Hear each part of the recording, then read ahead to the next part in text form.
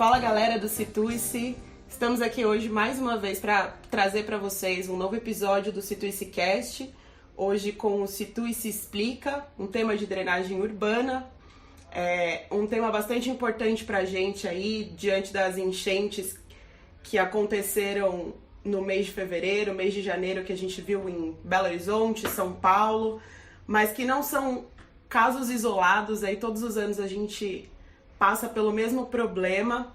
E para falar desse assunto hoje, estou eu aqui, Giovana, a Roberta, também integrante do Situice. Oi, gente, tudo bom? E temos uma convidada especial hoje para conversar com a gente, a professora Melissa, coordenadora do curso de Engenharia Ambiental e Urbana. Vice-coordenadora. Vice-coordenadora, tô desatualizada, gente. Do curso de Engenharia Ambiental e Urbana na Universidade Federal da ABC aqui no estado de São Paulo.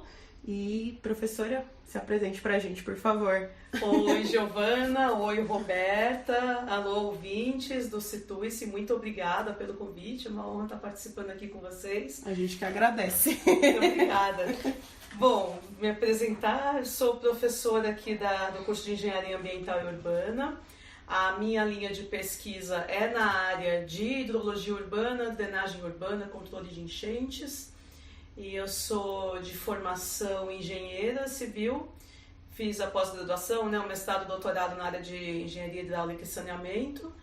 E fui para essa linha de drenagem urbana, de modelagem de inundações urbanas, desenho de mancha de inundação, e mapas de risco de inundação, estimativa de prejuízos por inundações urbanas, técnicas compensatórias, engrenagem urbana, enfim, tudo que tem a ver com enchentes em áreas urbanas é muito do meu interesse e é a minha linha de pesquisa aqui na UFABC. Bom, muito bem. Então, para a gente começar o assunto aí e, enfim, explicar um pouquinho pro pessoal de tudo isso que aconteceu, que a gente viu aí, aqui o pessoal aqui em São Paulo, em fevereiro, passou aí por um episódio caótico. Parou a cidade, eu não fui trabalhar, muita gente não foi trabalhar, muita gente não foi estudar. E o que falta para essa chuva ir embora e escoar e a gente não ter esses problemas? Bom, falta bastante coisa. Falta bastante coisa, porque a gente, assim, falando da abordagem de gestão do risco, o que a gente precisa ter em mente é que a formação da enchente urbana, a formação da inundação, ela não se dá por um único componente, que é a chuva. Ela se dá por uma conjunção de fatores. A gente fala assim em gestão de risco em 3 elementos: ameaça, exposição e vulnerabilidade. Então vamos dizer, desses 3 elementos, a ameaça é a chuva. Aí, quer dizer, é o elemento sobre o qual a gente não tem poder. Não tem poder. Há indícios de que isso vem, inclusive, se intensificando, Quem é aí de pesquisa na área de climatologia vem demonstrando, assim, trazendo evidências de que essas chuvas estão ficando mais intensas, de que esses picos estão mais frequentes. E, enfim, é uma componente sobre a qual a gente tem pouquíssima ou nenhuma gerência. Mas existem outras 2 componentes para formar uma inundação, não é só a chuva. E essas 2 componentes são a exposição e a vulnerabilidade. A exposição é o quanto se está próximo desse evento, o quanto nós estamos próximos desses rios que vão sofrer uma cheia naturalmente quando chover. Então, e a resposta é: nós estamos muitíssimo próximos, nós estamos em cima desses rios. A nossa região metropolitana de São Paulo, ela sofreu uma expansão urbana muito fundamentada na ocupação dos fundos de vale, principalmente com vias marginais. Se você pensar nas grandes avenidas que nós temos, não só na cidade de São Paulo capital, mas em toda a grande São Paulo, a maioria delas, diria que mais de 90% das nossas vias principais, elas são vias de fundo de vale. Elas estão instaladas ou às margens ou por sobre os rios. Você pensar Marginal Tietê, a Marginal Pinheiros, a Avenida dos Estados, a Avenida Aricanduva, Jacopêssego, Pacaembu, Sumaré e por aí vai. A maioria das nossas avenidas, e assim, a gente pensa em grandes avenidas, mas também as nossas ruas. Sim. Se você pegar o mapa da hidrografia de São Paulo, você vai ver que tem ruas por cima de quase todos os rios. A gente pensa às vezes que são galerias que estão ali embaixo da rua, e são rios, São rios, são córregos. Então, assim, o fator de exposição aqui na nossa região é altíssimo. A gente está muito próximo do rio, aquele rio que vai encher naturalmente quando chove. Acontece que ele vai encher com um volume de água ainda maior, porque a gente impermeabilizou tudo. Então, onde antes essa água infiltrava, ficava retida ou escoava devagar, ela passa a escoar muito rápido em superfícies impermeabilizadas. A taxa de impermeabilização é altíssima na região metropolitana. Se a gente olhar assim, imagem aérea, a gente vê uma mancha cinza. Tudo asfalto e cimento. É tudo asfalto e cimento. E muito do verde que a gente vê também é aquele verde, o verde que engana. Fajuta. Por baixo tá tudo Porque por baixo tá tudo cimentado. cimentado. Então você pode ver assim, muitos condomínios que vão fazer 3 níveis de subsolo, 4 níveis de subsolo, aquilo é totalmente impermeabilizado. Então depois você plantar um jardim no térreo, Não adianta não nada. adiantou nada, não quer dizer que isso não vai infiltrar. Tudo que infiltrar ali naquela camada de jardim vai logo em seguida para a rede de drenagem. Tem um amortecimento talvez ali, mas vai para a rede do mesmo jeito. Em termos de volume não vai dar redução de impacto quase nenhuma. Então a gente tem uma cidade muito impermeabilizada e implantada por sobre os rios. Como se não bastasse, esses rios eles também não estão no seu estado natural. Por exemplo, os meandros desses rios que fazem com que eles tenham então um espaço maior de percurso, né? A gente reduz esse espaço de percurso ao retificar esses canais. Foi retificado, geralmente para fazer avenida ou para fazer ruas. E por que foi feito assim? Porque você construir uma avenida, uma estrada, uma rua, você tem diversos custos envolvidos ali. Um dos maiores é o movimento de terra, né, que se diz. É você fazer a terraplanagem para poder implantar o pavimento. E essa terraplanagem, ela é mais barata na várzea do rio, porque a várzea do rio já é plana. Tá? Só que ela tem um inconveniente, entre aspas, né, os famosos aspas nos dedinhos, tem um inconveniente que é, esse rio não é reto, esse rio faz curvas, ele tem os meandros, esses meandros estão ali por um motivo, que é justamente para favorecer um escoamento mais lento e um armazenamento nessa calha. Ao se esticar esse barbantinho, né, tirar as curvas e fazer um rio retificado, você vai reduzir o volume que esse rio é capaz de armazenar, porque o rio não só transporta, ele também armazena. Então você reduz o volume e ainda aumenta a velocidade de escoamento, colocando um revestimento ali em concreto, então você vai ter picos mais altos. Ou seja, a gente tem mais água porque impermeabilizou, chegando em menos espaço porque esses rios estão retificados, e com maior velocidade, porque esses revestimentos todos são revestimentos rápidos. E aí, além disso, a gente está instalado por cima desses rios. Ou seja, o nosso fator exposição é altíssimo. É uma receita para dar errado. O porquê que aconteceu assim, é uma ocupação desordenada, tem vários motivos que nos trouxeram até aqui, e é muito importante isso ser estudado também para que não seja replicado. Infelizmente a gente vê esse padrão sendo replicado nas cidades de médio porte e mesmo aqui na nossa região metropolitana, nas áreas ainda de expansão urbana. Então, é muito importante você ter essa linha de pesquisa e de estudo, de entendimento do porquê que se urbanizou desse jeito. E evitar cometer o mesmo erro. É aquela gestão imediatista, né? Que pensa só no que é mais barato ao curto prazo, não pensa em todos os problemas que vai ter depois, que vai ter que depois tentar solucionar. Como, por exemplo, agora tem que ficar fazendo obra de piscinão, essas coisas. E isso, no que isso interfere?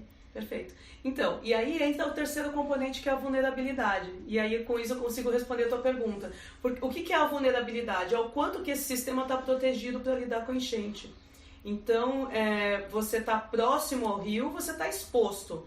Mas se você tiver algum sistema de proteção, uma infraestrutura de drenagem adequada, você vai ficando menos vulnerável. E aí chega no ponto da infraestrutura de drenagem, onde a gente está muito falho ainda, está muito deficitário. Tanto de microdrenagem, que é aquele sistema de drenagem inicial nas ruas da sarjeta, galeria, que às vezes tem problema de estar subdimensionada, às vezes está entupida por lixo, né? Então, às vezes quando a água acumula na rua, sem estar perto de nenhum rio, a gente chama isso de alagamento, né? O entupimento do sistema ali de microdrenagem. Quanto também o sistema de macrodrenagem, que seriam os nossos canais e as obras de infraestrutura de armazenamento, que são os piscinões. Piscinão é o apelido que se deu aqui na nossa região metropolitana de São Paulo, um político famoso aí no passado, pode falar o nome dele? Né? Pode falar.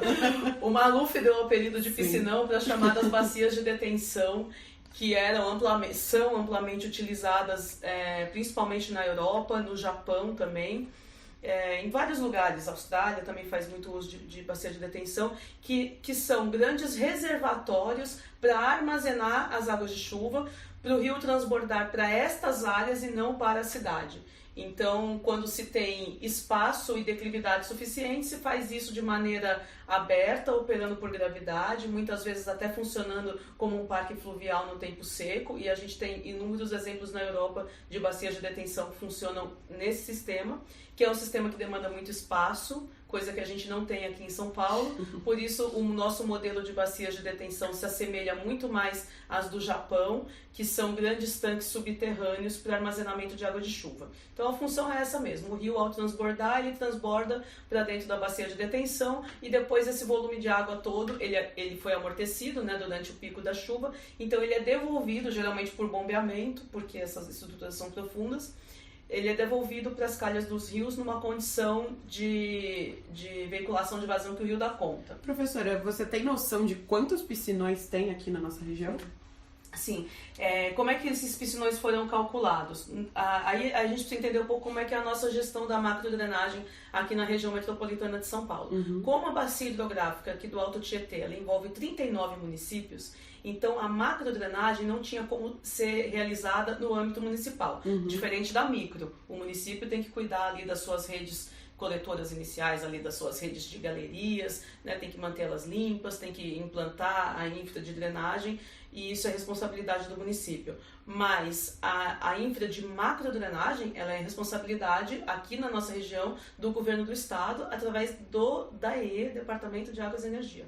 Então, o DAE, ele desenvolveu um plano diretor de macrodrenagem do Alto Tietê, com uma primeira versão em 1998, que foi depois revisada 2 vezes, revisada e ampliada a área de escopo 2 vezes, em 2009 e em 2013. Então, hoje a gente tem um PDMAT 3, o 1 e o 2 tiveram o mesmo escopo, as mesmas bacias prioritárias, aquelas que tinham mais problema de macrodrenagem, e o 3 ampliou o escopo para toda a área, então ele vem complementar os outros 2. Tá. E aí, qual foi a lógica que veio do PDMAT lá na década de 90? É importante ter em mente aqui que foi essa mudança de paradigma. Até então, como que se resolvia enchente? Ampliando a capacidade do rio. O rio está transbordando, então a gente tem que aumentar a calha para ele então conseguir... Cava mais um pouquinho. Cava mais um pouquinho, alarga mais um pouquinho, mas nunca chegando nas vias marginais, né? Porque jamais tirar a via de escoamento de tráfego, né? Porque isso não se podia fazer, mas aprofundar o rio até com dinamite, isso foi feito, principalmente no Tietê, para poder aumentar a capacidade. Acontece que esse aumento de capacidade nunca dava conta, porque a bacia continuava sendo impermeabilizada. Esse volume de água ia aumentando cada vez mais. E além dele não dar conta, ele só resolvia o problema naquele local. Simplesmente transferia a enchente rio abaixo. Então, e esse era o modelo em que cada município fazia suas canalizações, transferia a enchente rio abaixo. Então, esse modelo de unificar os 39 municípios numa única gestão da bacia hidrográfica, ele veio na década de 90 e veio junto com um conceito importante que era o da vazão de restrição. Significava assim, vamos parar por aqui as canalizações. Hoje em dia, inclusive, você não pode fazer canalizações, mas não de ampliação de seção. Né? Não pode aumentar a capacidade de rio hoje, você não consegue licenciar mais esse tipo de obra. E aí foi um avanço, então passou a se pensar em amortecimento na bacia. Significa reservar água na bacia hidrográfica, ainda que de maneira artificial, não mais de maneira natural, que era aquela capacidade de armazenamento que a bacia tinha no seu estado natural, ela perdeu. Então, a ideia é de promover o amortecimento, o armazenamento na bacia hidrográfica. E aí você tem diversas formas de fazer isso. Uma delas é a bacia de detenção. Há outras formas de fazer armazenamento na bacia, como, por exemplo, os parques lineares, os parques fluviais. Você tem as estruturas descentralizadas, como as chamadas piscininhas, que são os reservatórios nas casas. Você tem as estruturas de infiltração e de armazenamento temporário, pavimentos permeáveis, jardins de chuva. Quando você fala de parques, o que seriam esses parques? São áreas para promover o amortecimento natural das cheias. Seria restabelecer onde possível a várzea desse rio e preservar aonde ainda está preservado.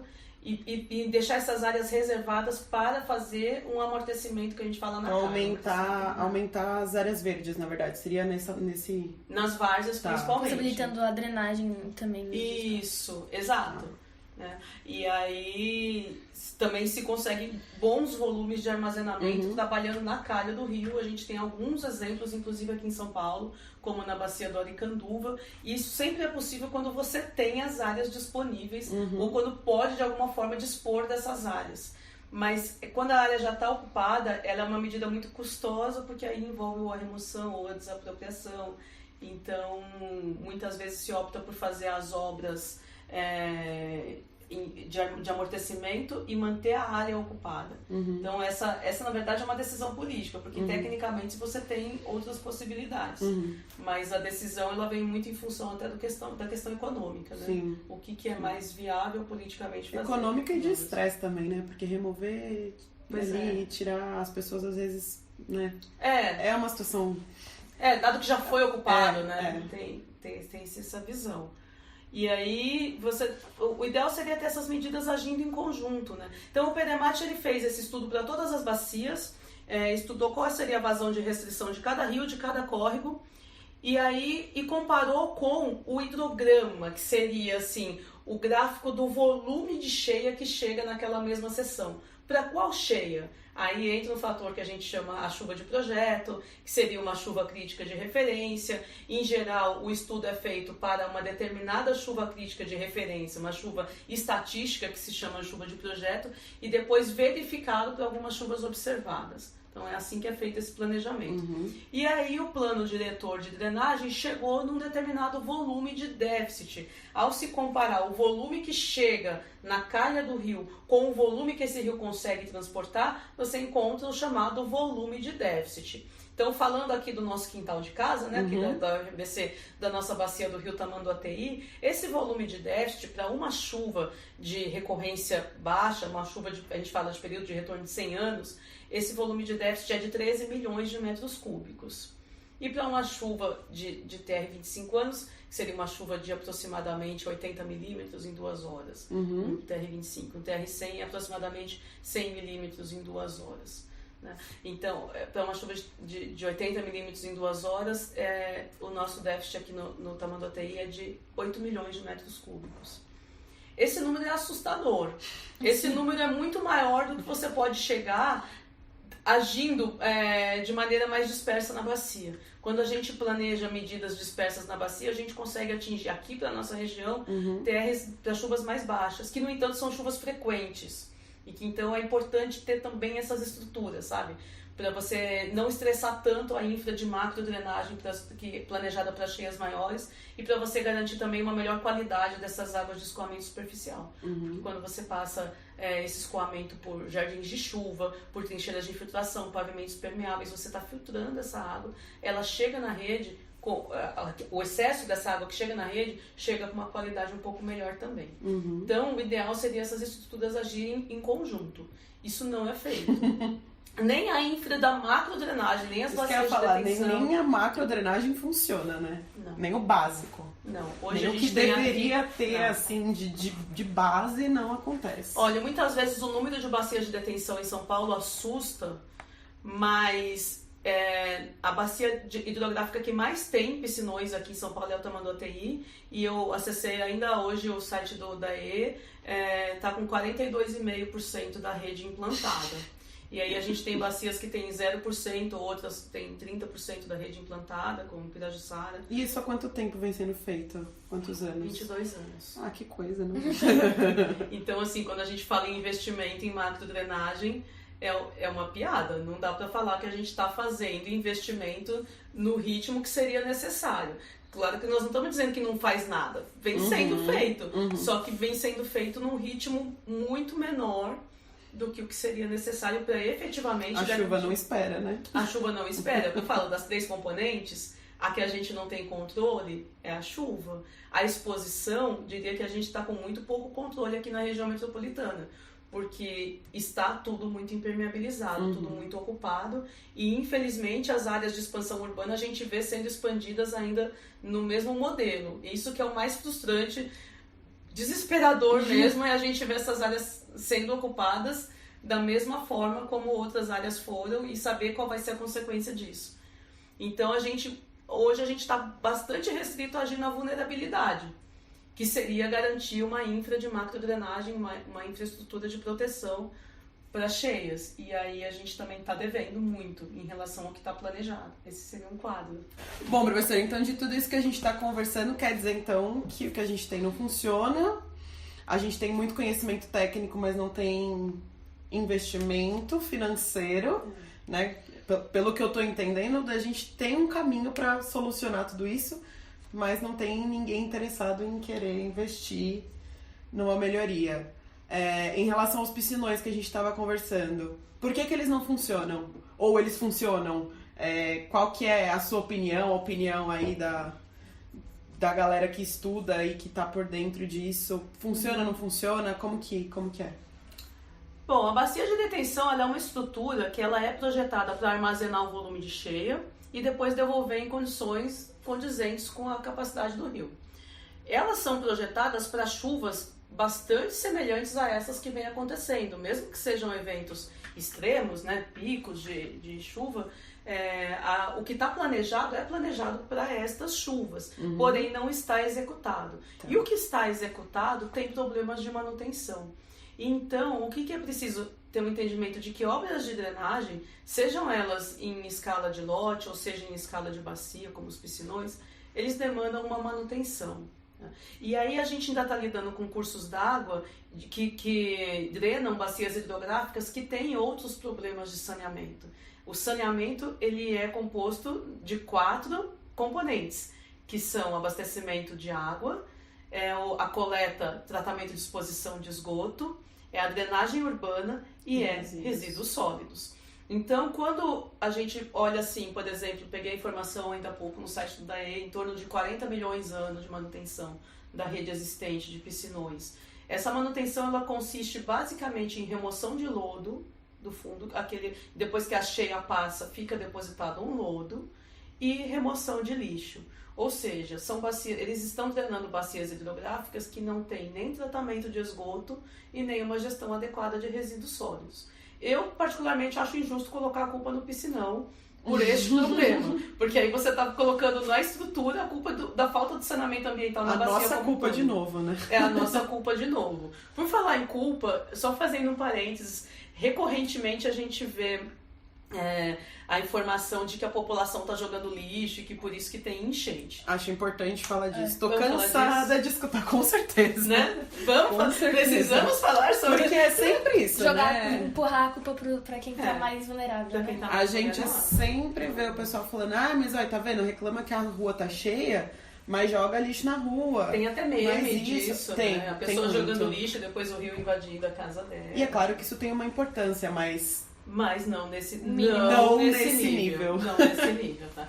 Quando a gestão mal feita dos resíduos sólidos, ela tem um impacto na microdrenagem, que é aquilo da gente colocar o lixo na rua, vem uma chuva e não deu ainda a hora do lixeiro passar, esse lixo vai parar dentro dos bueiros, entope a rede de micro, aí tem que ser limpa, demanda ali uma manutenção que poderia ser controlado se a gente não colocasse o lixo na rua. Ok, isso realmente é importante. Sim. E não é para jogar lixo na rua mesmo, e a gente tem mesmo que cuidar para colocar o lixo no lugar certo, na hora que vai passar o caminhão de coleta, etc. E ela tem um problema de quando vai parar nos rios, que isso acaba indo parar dentro das estruturas, e vai dar um problema de manutenção. Mas, quando a gente tem menos de 30% de um sistema de macrodrenagem implantado, não dá para dizer que a culpa da enchente é do lixo. Hello, não é. Alô, governador, não vamos botar a culpa nas pessoas, porque não é, entendeu? Primeiro implante a rede e implante uma gestão adequada de resíduos sólidos. Aí sim você pode dizer que entupiu um bueiro porque a pessoa jogou lixo na rua. Mas isso não está causando uma enchente desse tamanho. Do que a gente viu, né, na semana passada. Não é culpa da população jogando lixo na rua. E também não é culpa de São Pedro. O coitado não tem nada a ver com não é culpa da chuva, porque a chuva a gente sabe que chove. Chove desde que o mundo sempre choveu. Sempre choveu. Vai continuar chovendo. Exato. Então, assim, pra eu falar que eu não diria que os piscinões não funcionam. Eu diria que para funcionar, eles precisam de uma manutenção adequada e é preciso ter um entendimento de que a rede de macrodrenagem da qual eles fazem parte não são a única solução. Eles fazem parte de uma solução integrada. Essa rede em si também faz parte de um saneamento ambiental que tem outros fatores. Então a gente precisa permanentemente buscar isso, buscar que se tenha coleta e tratamento de esgoto, que se tenha gestão de resíduos sólidos adequada e que então você possa ter uma rede completa de saneamento na nossa cidade. Tem que ter uma integração de tudo, né? Não adianta. Pois é, mas sem perder também o foco de cada componente, mas entendendo que eles são necessários. Por exemplo, bacias de detenção abertas e parques fluviais, como se tem na Europa, era um ideal, né? Que assim, você, no tempo seco, você tem lá o campo de várzea, tem a ciclovia, tem o parque, o gramado, e aí no tempo de chuva essa região vai ficar inundada, alagada, e depois, quando essa água for embora, você vai ocupar esse espaço. Isso não é uma realidade quando você tem esse rio transportando esgoto. Uhum.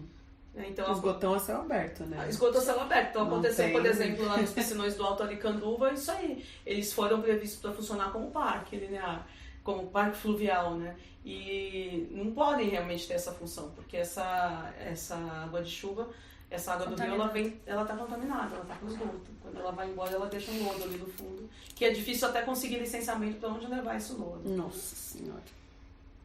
Então, assim, o problema, ele é grave, mas não é um problema sem solução. Uhum. Olha, são 3 mitos, assim, de que não tem solução. É isso que eu acho que eu ia falar. Você, na sua perspectiva de professora, de uma pessoa que já estuda isso há muitos anos e que, enfim, o que você acha sobre isso? Tem solução? O que precisa? O que não precisa? Não é uma solução fácil. Tá desacreditada.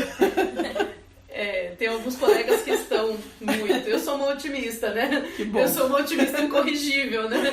Eu venho vendo melhoras, não no ritmo que a gente gostaria, não no ritmo que a gente precisava.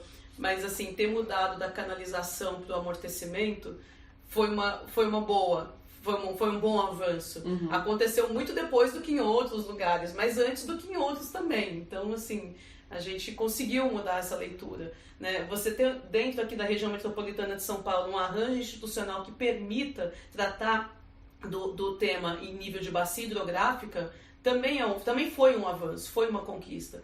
Mas a gente teve uma fase de conquistas e depois parou, parece que deu uma parada. Agora é muito difícil sair alguma obra que está prevista no plano.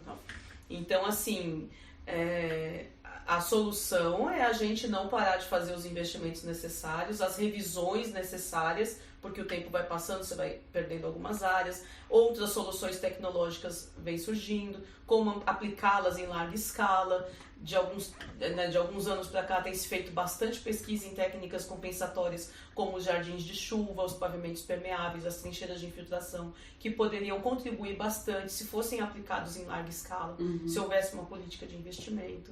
Então, eu diria que jeito tem sim, jeito tem. E técnica tem também, técnica viável, né? A gente está desenvolvendo tecnologia dentro das universidades, a gente está, né, desenvolvendo pesquisa nessa área, tecnologias cada vez mais viáveis. Eu pesquiso trincheira de infiltração desde 2005. Entendeu? Em 2005 pode pegar no meu pé, eu tenho instalado em lote, em projeto implantado, funcionando de trincheira de infiltração. Entendeu? Então, assim, tecnologia a gente tem, tecnologia viável. E gente competente também. Gente competente para fazer. Então, é um mito dizer que não tem jeito. Não tem jeito fácil.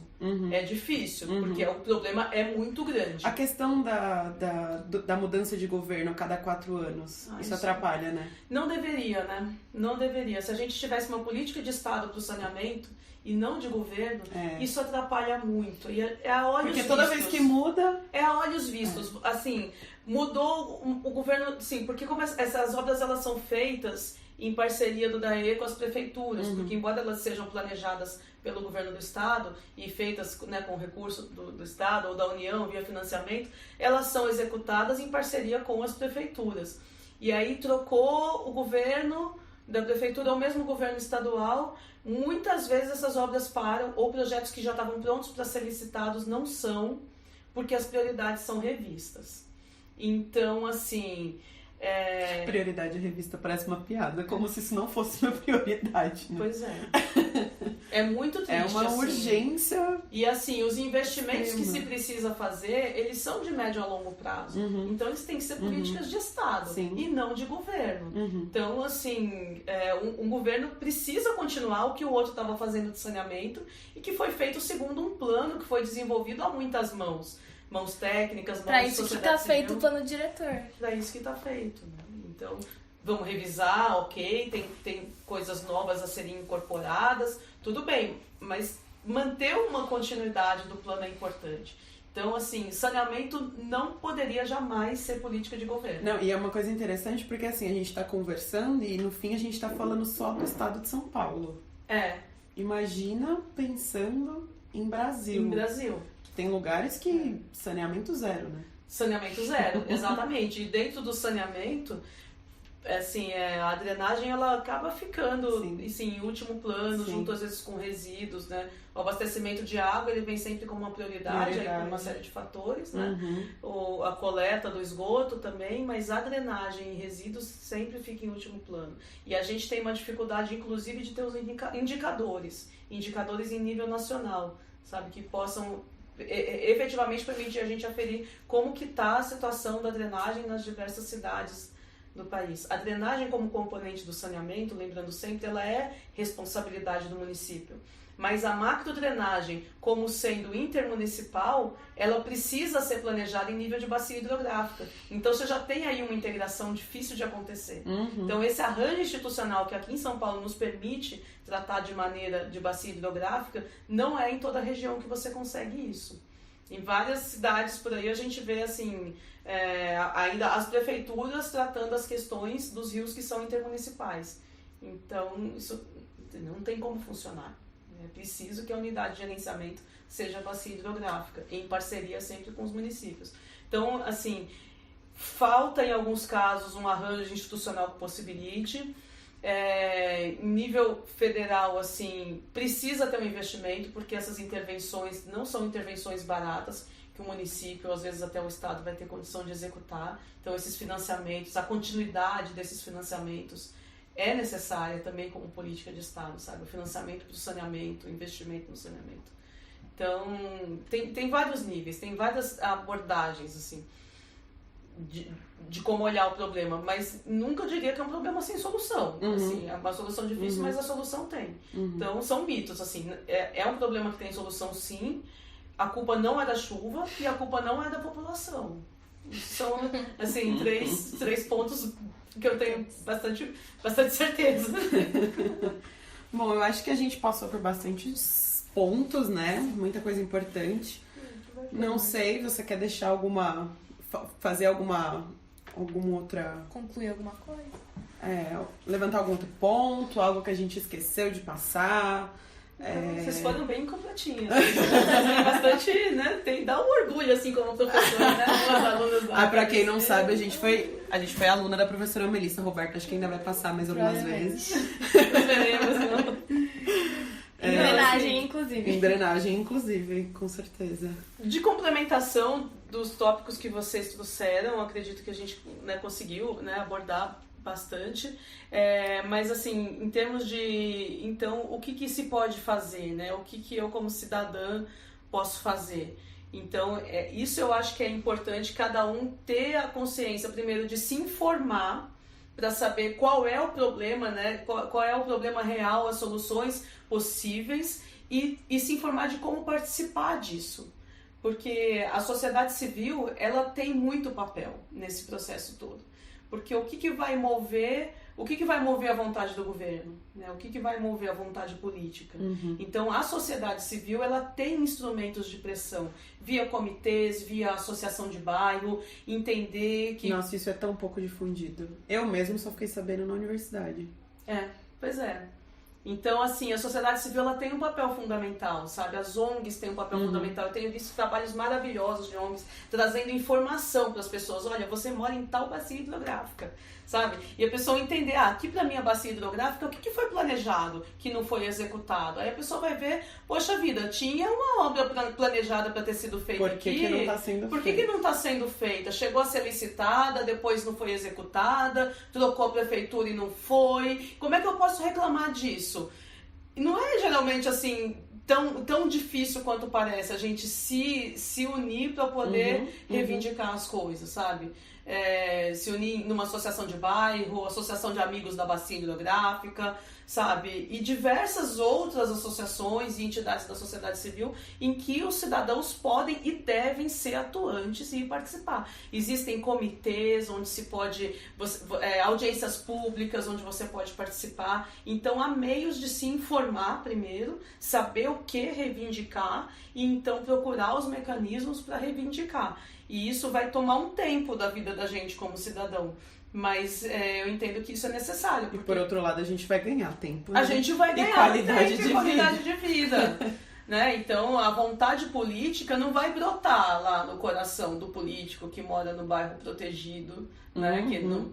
É difícil, gente. É difícil a gente conseguir que brote espontaneamente.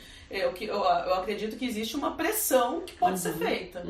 E por esses mecanismos de pressão, a gente pode conseguir resultados. Não esperar acontecer o desastre para então, aí vai lá e tem uma medida reativa, sabe? Em cima de um desastre que aconteceu. Então, essa mensagem que eu deixaria, assim, de a gente como cidadão mesmo, como sociedade civil, a gente tem bastante coisa que pode fazer, que pode ser feita. Perfeito.